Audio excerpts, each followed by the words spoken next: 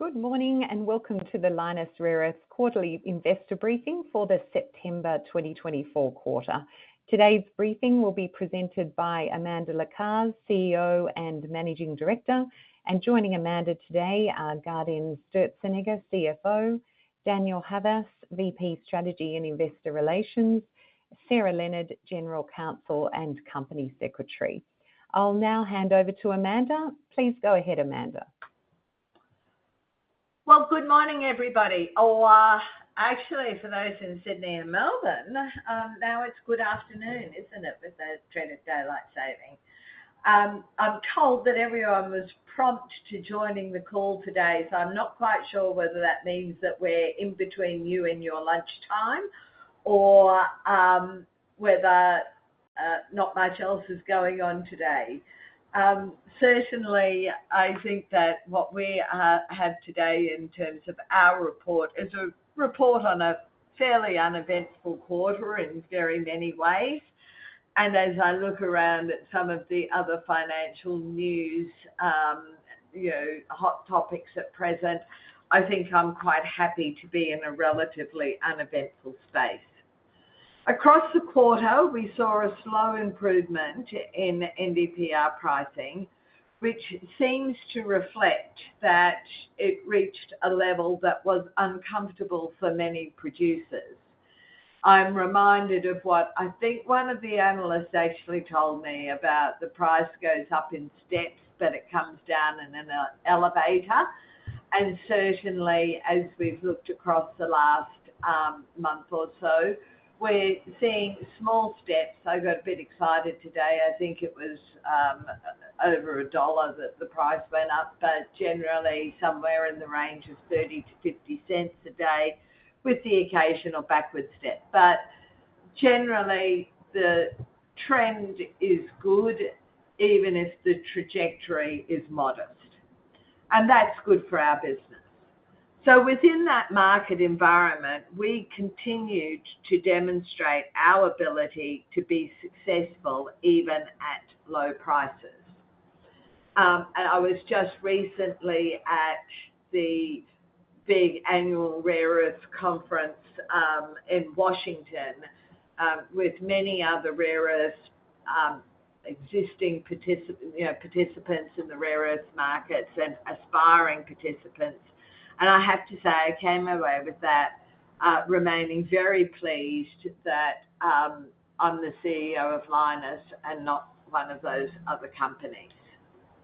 During the quarter, production at approximately 1,700 tonnes reflects our previous advice that we would align production to demand. It is our assessment and remains our assessment that now is not the time to create supply-side pressure in the market or to incur costs ahead of revenue by producing to inventory. During this time of managed production, we are focusing on ensuring that all our assets are in excellent shape for what we see as inevitable future improvements in the market. Mount Weld continues to perform strongly.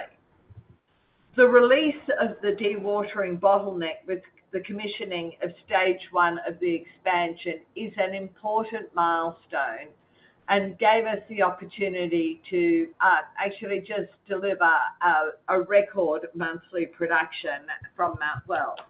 And that's producing to 2 different specifications and 2 different packaging formats for LAMP and also for Kalgoorlie. So we're in a retainer to Kalgoorlie, we're in bulk bags for the LAMP. The photo on page 6, which I'm sure to many untrained eyes would just look like, sort of 2 piles of dirt, is quite exciting for all of us, and I am sure to those on the call with a more discerning eye who can see the value of the concentrate which has come out of that dewatering circuit. With the commissioning and use of the dewatering circuit, the bottleneck has now moved to the mill. And on page 7, we have included 2 photos at Mount Weld, which I find, once again, very exciting as we look at really where is all the money going. I mean, we have a big CapEx spend and have had over the past couple of years. But as you look at this photo, you can really see the significant investment that we're placing in our asset at Mount Weld with great confidence that this will deliver excellent returns for the company. So the bottleneck has now moved to the mill, which will be resolved with the completion of stage 2. You can see the photo of the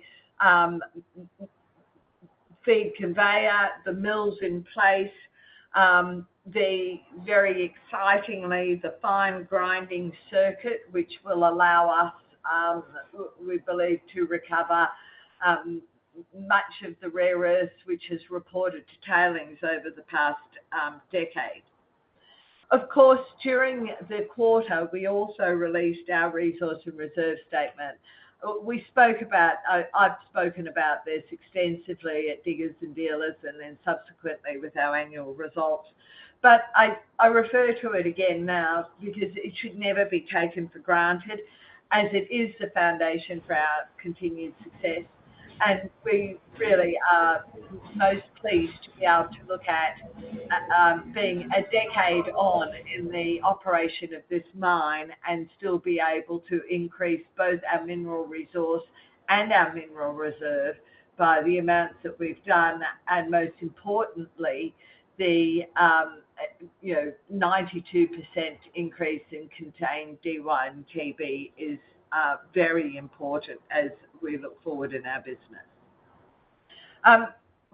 We've also got the photo of the finished site at Kalgoorlie, another one that gets me a bit excited as I look at it. It really is a beautiful site. It is wonderful looking at new chemical factories when they're still sparkling. Kalgoorlie is generally performing in line with our expectations. In particular, we are seeing excellent recoveries through the cracking and leaching process. And Pol is not backward in offering that as a particular challenge to our team in Malaysia, and offering them the opportunity to even further improve their own recovery performance. Many of you would know that the closure of the smelter in Kalgoorlie by BHP, the nickel smelter, has offered us some challenges with respect to ongoing supply of sulfuric acid, and we are working closely with BHP at present on identifying a new solution. And I guess the other thing that I would say as we look at this facility, which is sort of still in the early stages of operation, where we do have some experienced staff on the team from our Malaysian team, but we also have quite a lot of staff who are new to the company, that I'm pleased to say that as they are gaining more experience in operating this asset, that they are becoming more confident. And then, of course, in Malaysia, I would say that our facility there is operating very well. The new solvent extraction flow sheet, which I've briefed previously, gives us the 50% uplift in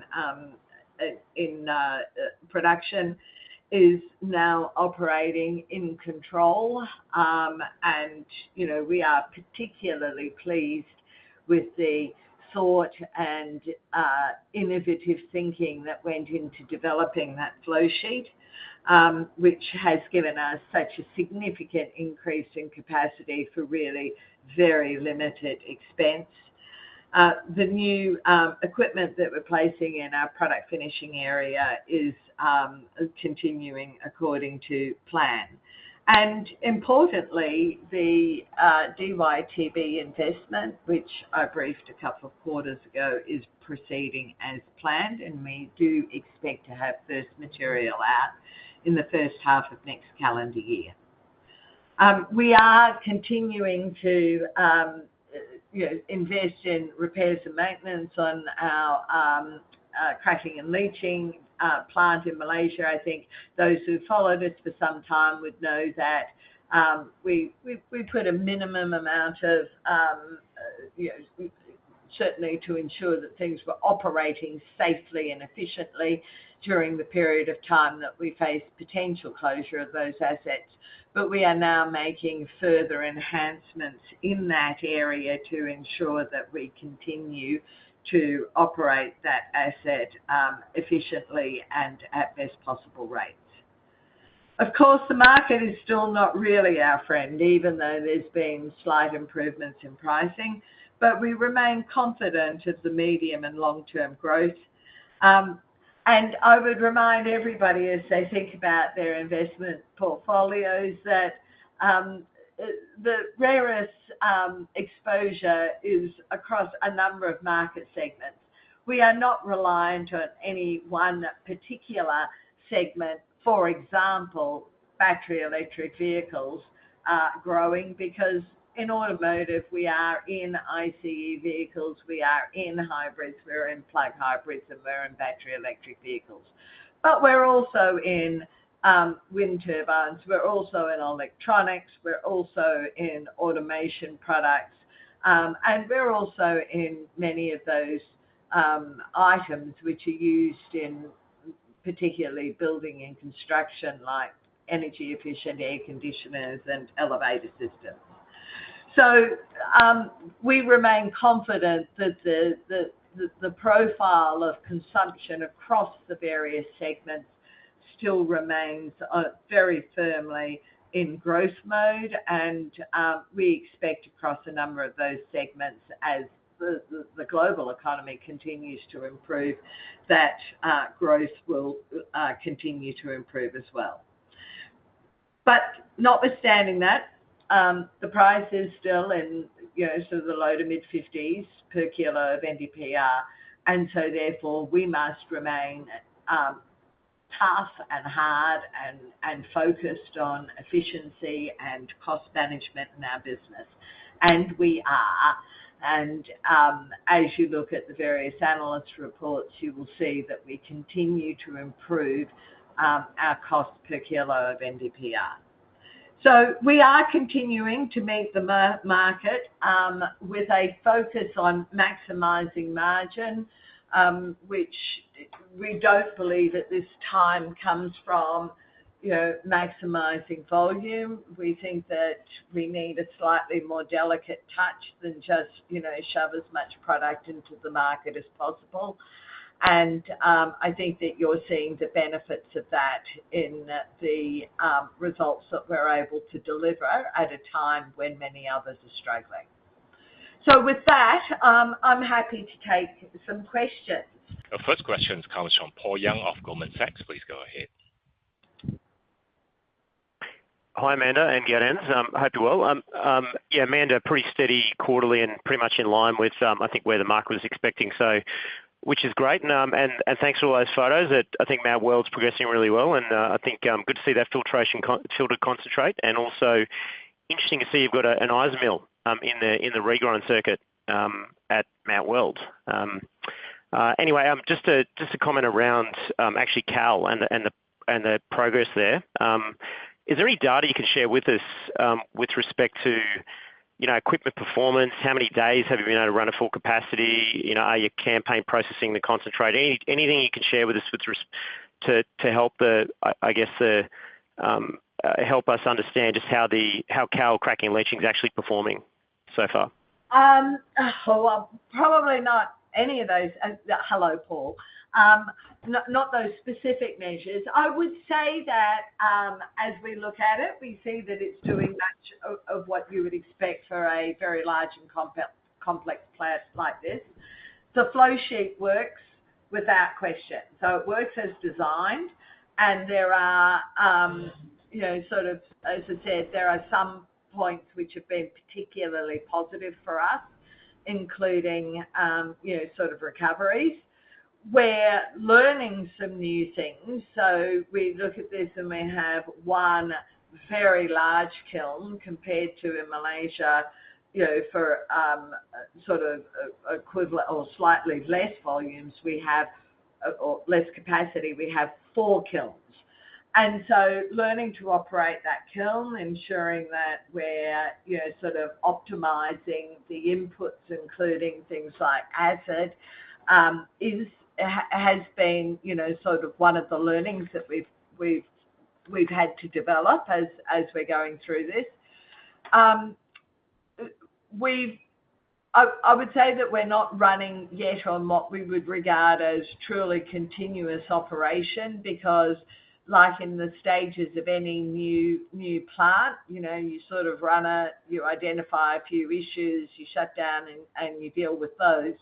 That's one part of it, but we certainly are continuing to have to deal with some challenges around some of the utilities. For example, I think everybody understands the issues that there have been with power in Kalgoorlie, and so managing within that environment has been a small challenge as well. At this stage, we are about where we planned to be in terms of the amount of contained NdPr that we're sending, that we're producing month on month. And we are about to take the next step to push production up from, sort of the first stable level we've been looking at. We also are working pretty hard right now on identifying best ways to remove, impurities. And I recall doing this in LAMP as well, a decade ago. And I think that the original design there saw us, sort of removing a lot of the impurities by the time it got to product finishing. We set up some flow sheets that saw us be able to remove a lot of those impurities. I'm talking about things like aluminium and zinc and iron, moving them out earlier on. Where we're at today with respect to Kalgoorlie and the LAMP is just we're doing some testing on where's the best place to remove those impurities. Is it Kal or is it the LAMP?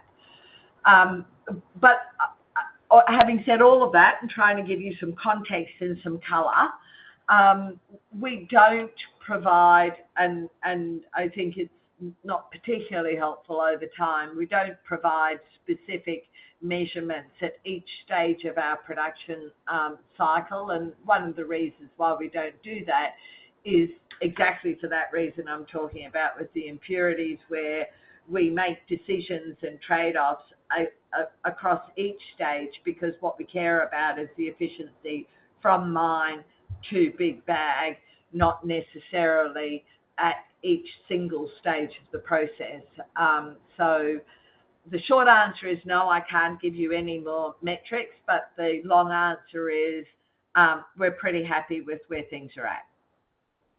Okay, thanks, Amanda. At least the team can commission slowly, until the time the Mount Weld starts ramping up. So that's a good thing as well.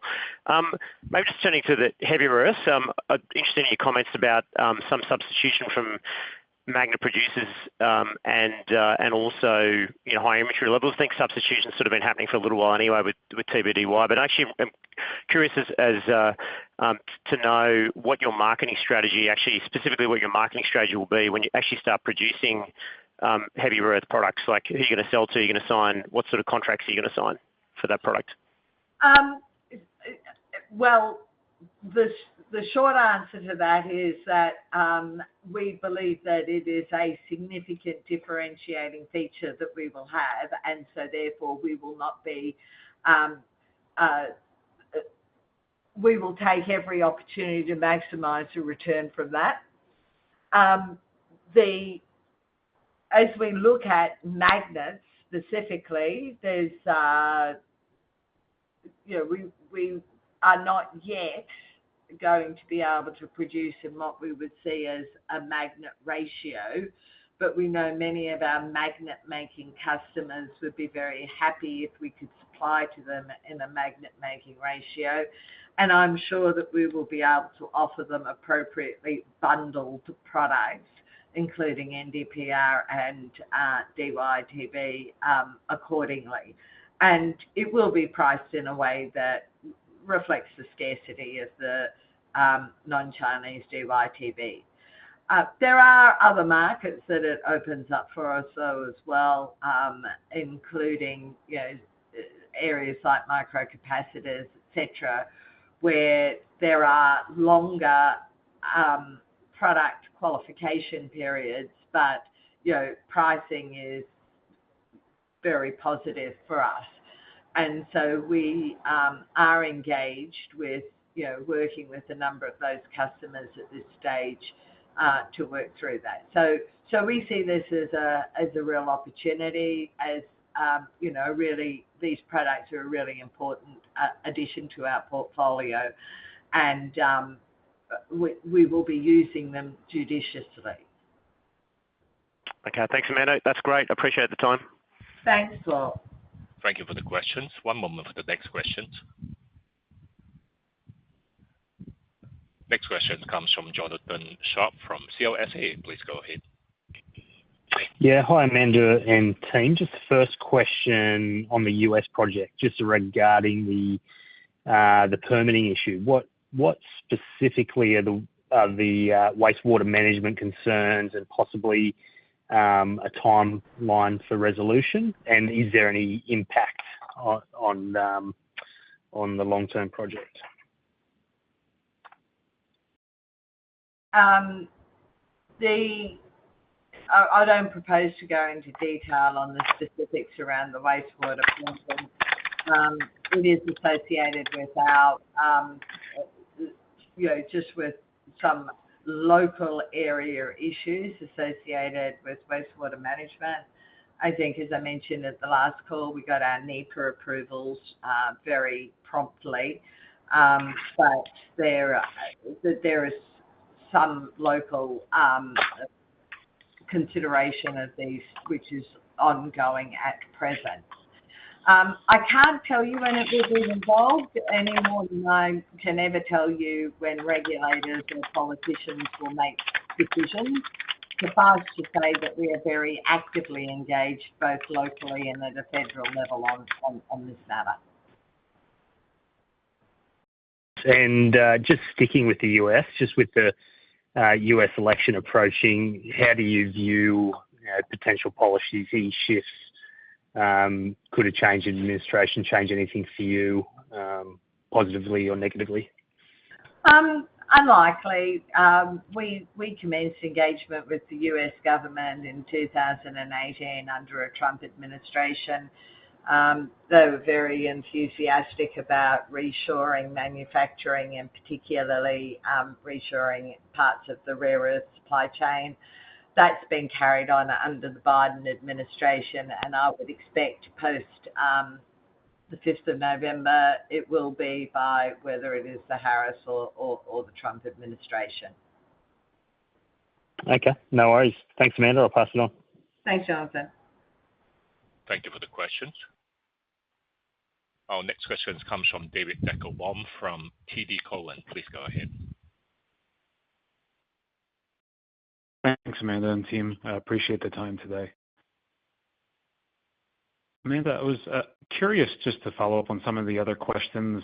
As we think about the current pricing environment, should we think about the volumes coming out of Kalgoorlie as being relatively, capped at this point, just given the prevailing price of where NdPr is right now? Yeah, look, where we are right now is that we are not pushing any of our assets as hard as we possibly could. We see that the very low pricing that's been evident in the market over the past sort of 3 to 6 months has reflected a variety of different factors, but one of them certainly has been supply side pressure. You've seen that in China, particularly with some of the imported feedstocks from Myanmar, Laos, and even the US, and which haven't always been, and the imported feedstocks haven't previously been caught by the Chinese quotas. And so you have seen a lot of supply side pressure, and that's particularly been in the south of China. And so we see the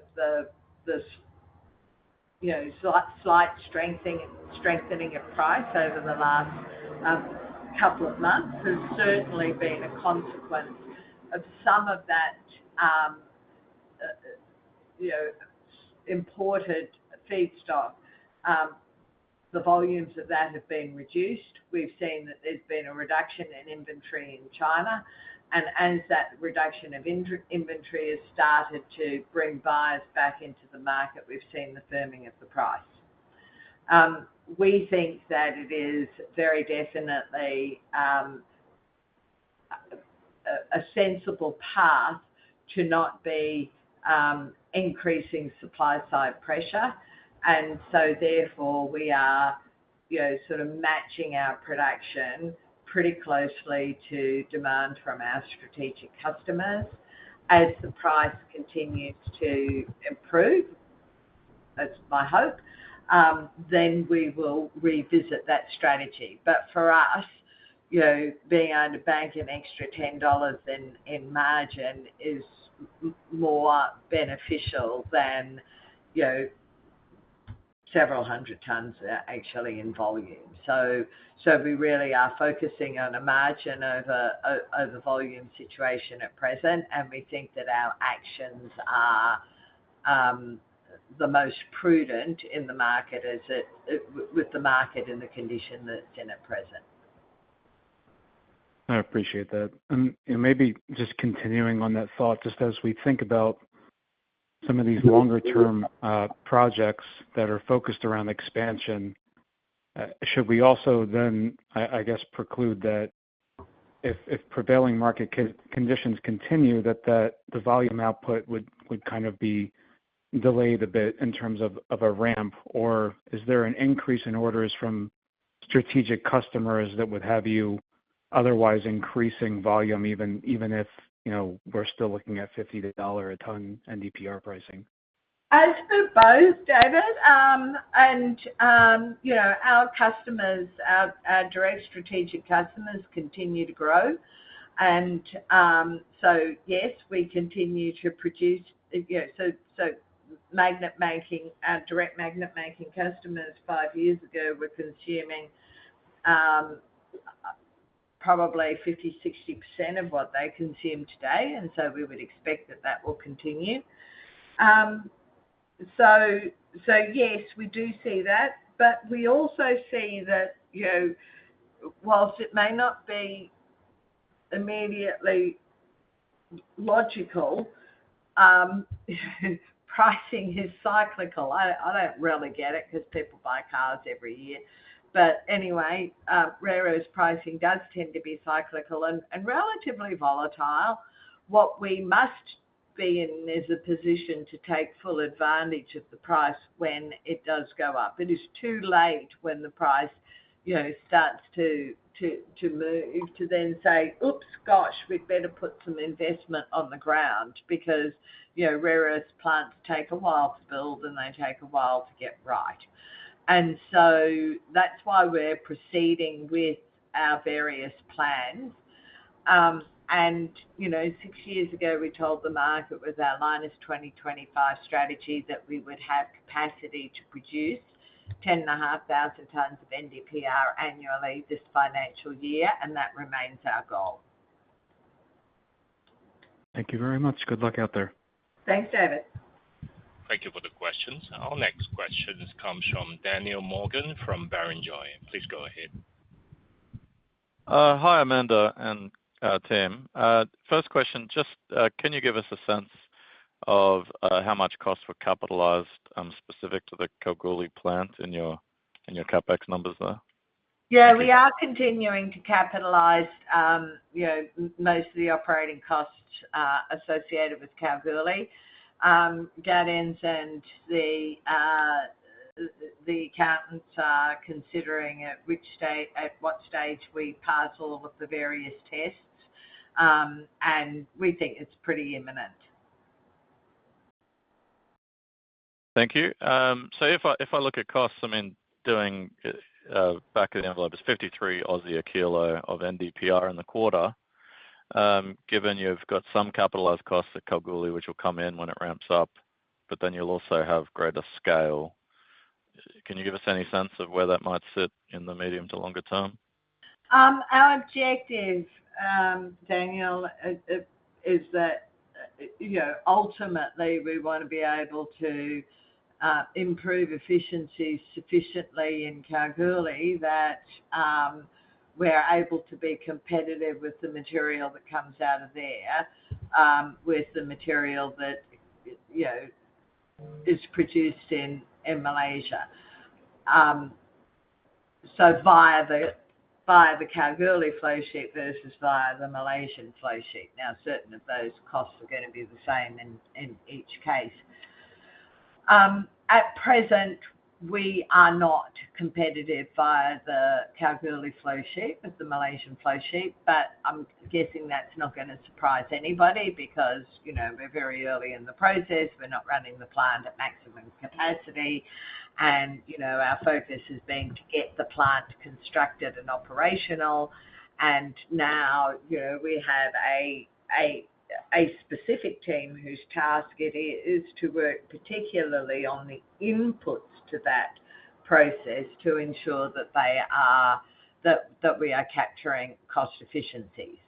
And so there are some things which are, intrinsically more cost efficient because we, for example, deliver our concentrate in retainers rather than bagging and unbagging and then moving them around. So in a retainer that goes directly into the hopper. On the other hand, there are other areas which at present remain uncompetitive, landside logistics in WA for some of our inputs are, I think everybody knows that they can be very expensive. And so working with others in the Kalgoorlie, sort of jurisdiction to look at are there alternatives, are there intermodal solutions, those sorts of things are really important for us. So in this financial year, the percentage of material which is fed into SX in the form of MREC versus the percentage which comes from the Malaysian cracking and leaching facility will not be sufficient to change the variable cost significantly. But of course, we do have to bear the fixed costs of operating a plant the size of Kalgoorlie. So we will see, it will make it harder for us to continue to bank a downward trend on those costs, but it will not be, I think we would say it will not be significant in this financial year.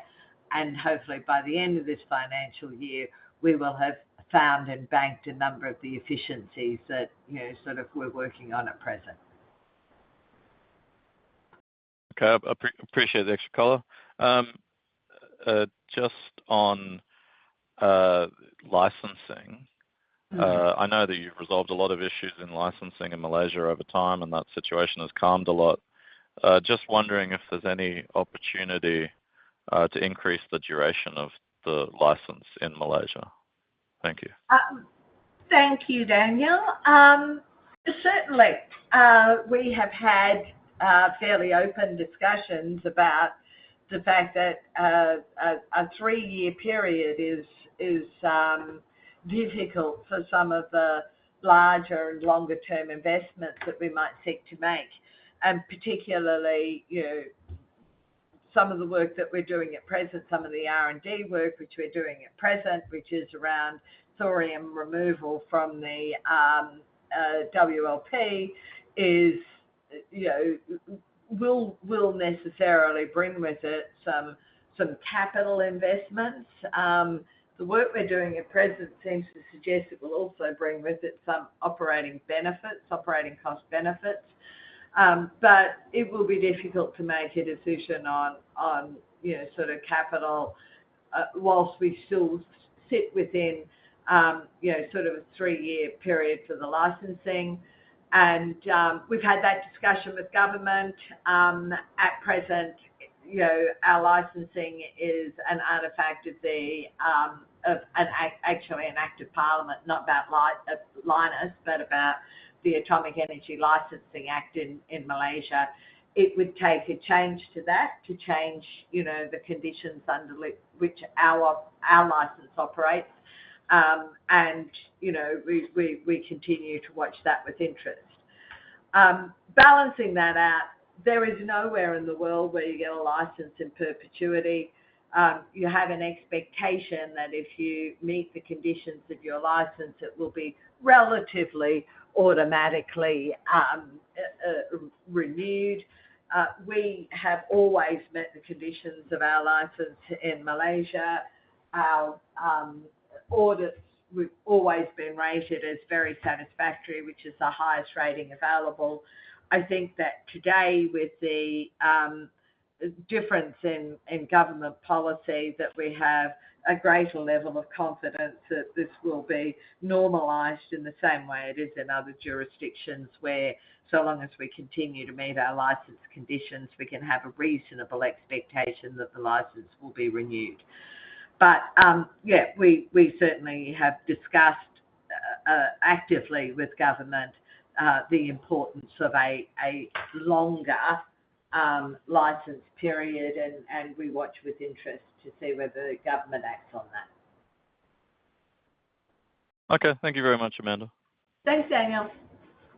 Thank you for the questions.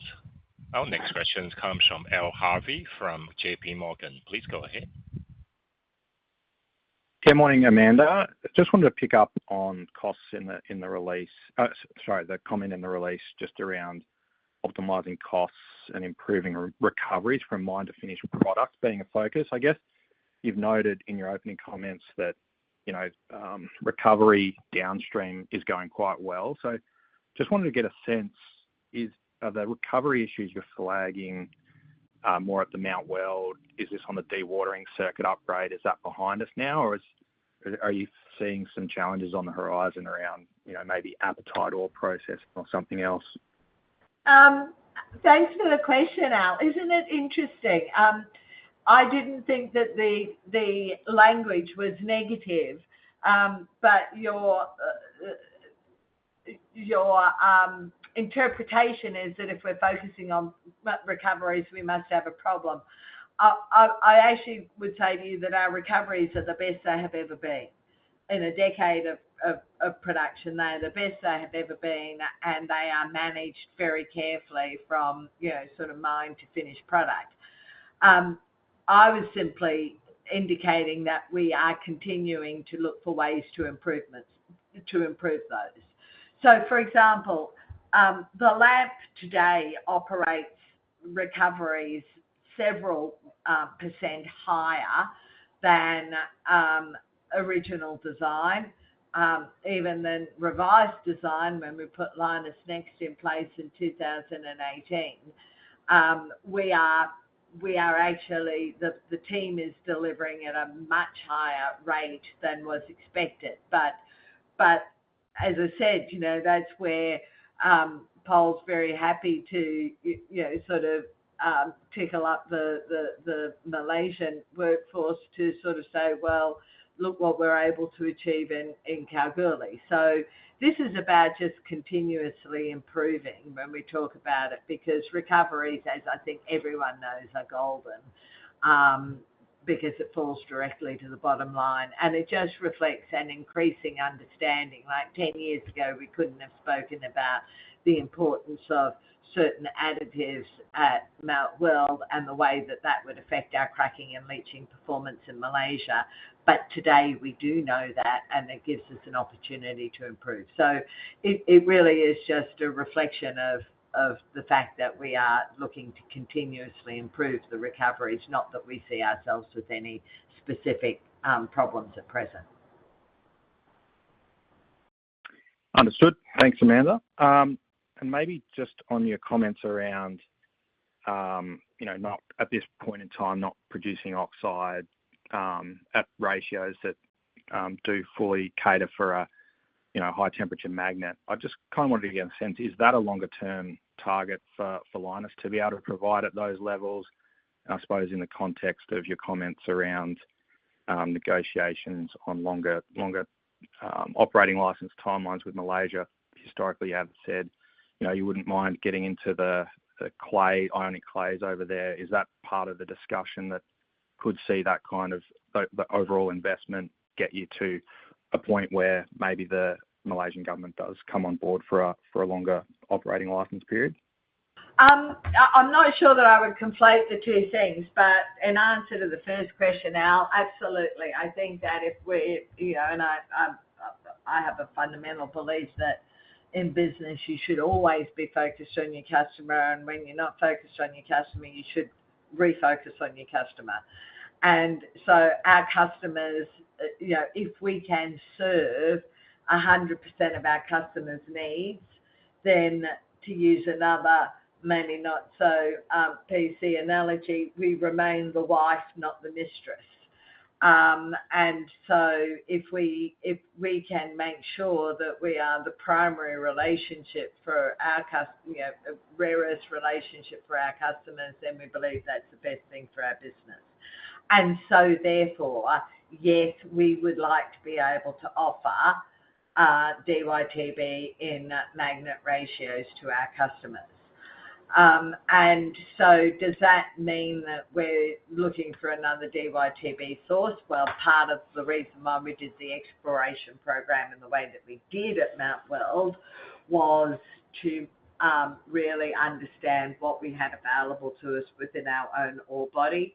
We continue to assess various different alternate sources for actually all rare earths, and certainly we would be happy to see further development of both upstream and downstream assets in Malaysia, and are working pretty actively with government and industry in Malaysia to facilitate that.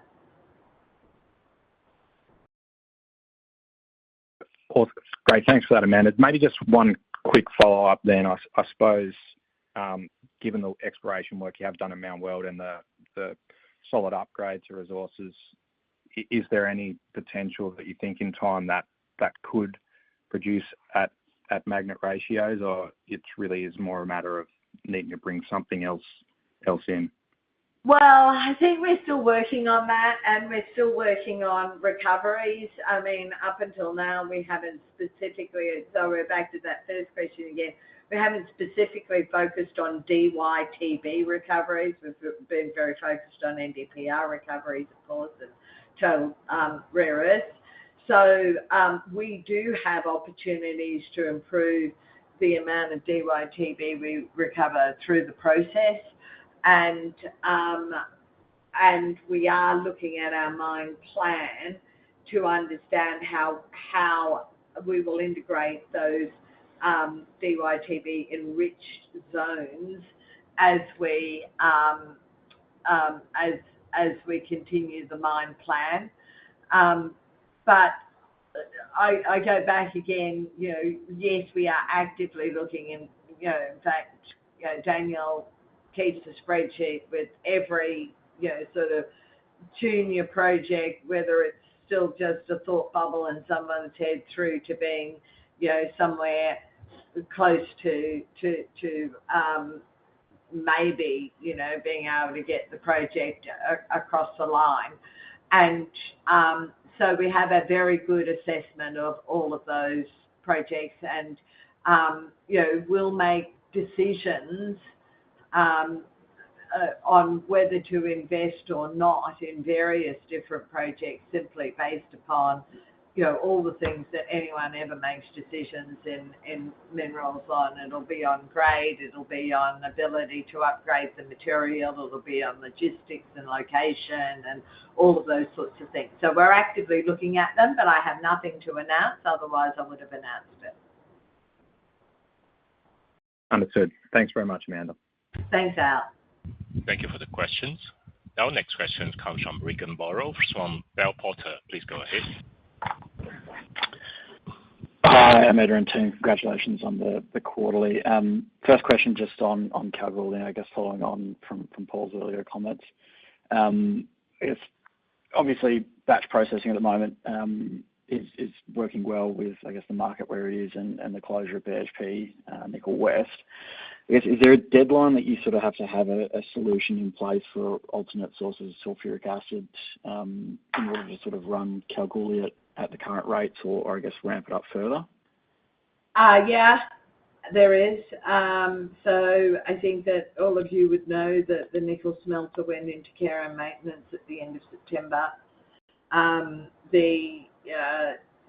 relationship with BHP is a good and productive one, and they, at that time the acid tank was full. There is also imported acid which comes into WA. There are a few logistics challenges around, sort of switching from a essentially local supplier from, the smelter to the Kalgoorlie facility to, sort of an imported solution. And the way that we manage that transition is sort of important, is really important and includes a number of different stakeholders in the process. But we're working on it. We believe that we have a physical solution, and so therefore it should be, you should be no more worried about the sourcing of this as a raw material than you are about it. No one ever asked me how you're going to get sulfuric acid at the LAMP. But, I also recognise that there are a few specifics around this, and that's the reason why, we've just sort of, why I referred to it. But, yeah, we're pretty confident that we certainly know all of the things around timelines, deadlines, etc., and we'll, and we're working to make sure we solve for those. Great. So it doesn't seem like it's a sort of a bottleneck to ramping up Kalgoorlie, more so the market and I guess the concentrate coming through. It should not be a bottleneck, no.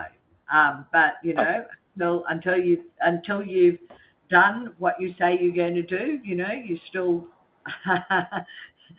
you still want to make sure everybody's focus is on getting it right. Great. Thanks for that. And just the second question, obviously in the last couple of years, the trend in, I guess, production of other rare earths has come down, I guess, in comparison to NdPr, which has been great for the basket price. Just sort of curious, is this driven by, I guess, changes in the enrichment of the concentrate, or is this a selective process that you've gone through at Malaysia to target more NdPr to support the basket price? And I guess, is this sort of a normalised level for other rare earths going forward? It's a selective process. I think that when I first joined about 10 years ago, lanthanum was still selling for somewhere between $5 and $10 a kilo, because I do remember us thinking, it should really be about $15 a kilo. For the last 5 years, I think lanthanum's been selling, maybe sometimes we got a bit excited when it hit $1.50 a kilo, but generally around about $1. And, relatively unspecified cerium, right, undifferentiated cerium it sells for around about $1 a kilo. For us, that is more than the subsequent costs of processing those materials through product finishing, through solvent extraction and product finishing. So it is a deliberate decision that we have where we allow them to report to tailings at this stage. However, and we are allocating more of our product finishing assets to NdPr. We can change that decision if or when the market price improves. But probably the more important issue is the fact that we are dedicating a lot of our research and development to the development of particular catalysts, which are used in some new energy fuels and otherwise. So a high purity cerium might sell for 25 times what a 2.9 purity cerium might sell for. So really focusing on areas where we can improve the quality of the product, things like the morphology of the product. These are opportunities for us. They tend to be used in lower volumes, but once again, sort of the margin over volume argument is not a difficult one. Selling 250 tons of a high purity cerium it will be very valuable for our business. So that's really where our focus is there. But we can make a decision almost literally on a daily basis to dial up or dial down our LA and cerium production, and it is purely economic. Great. So I guess assume sort of normalised levels until we see sort of a pricing recovery in those cerium and lanthanum. Yes, and we will tell you when we have we have some products already, some differentiated products which we continue to produce.